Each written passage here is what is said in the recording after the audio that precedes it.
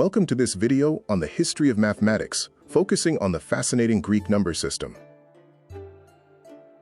The Greeks held the number 10 in high regard, viewing it as the fundamental nature of numbers, a cycle that resets after reaching 10.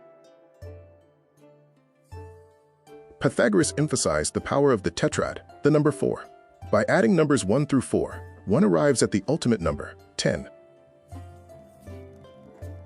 A historical paradox exists. Despite the importance of 10, the Greeks developed two complex systems for number representation, known as the Herodianic and Alphanumeric systems.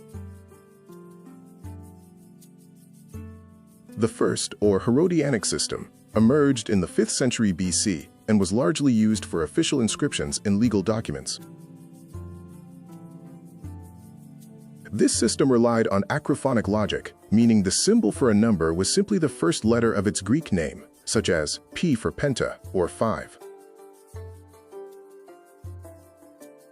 For commerce and record-keeping, these symbols were juxtaposed to represent specific units of money or weight, like D and T for 10 talents.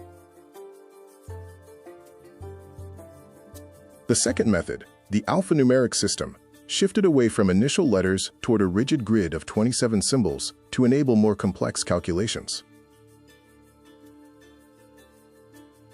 This system organized symbols into 3 tiers, 1 through 9, tens from 10 to 90, and hundreds from 100 to 900. To maintain this 27-symbol structure, the Greeks resurrected 3 archaic Phoenician characters, digama, kappa, and sampi.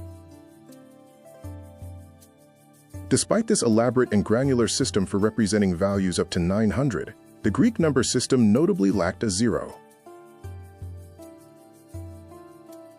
Conventional Greek numbers had a practical limit. 100 million was considered the absolute ceiling for standard representation. It took the innovations of Archimedes to eventually push past this boundary, creating new naming systems to represent much larger magnitudes. In summary, the acrophonic system served practical, public needs, while the alphanumeric system provided the structure required for abstract mathematical work. Thank you for watching this overview of the ancient Greek number systems.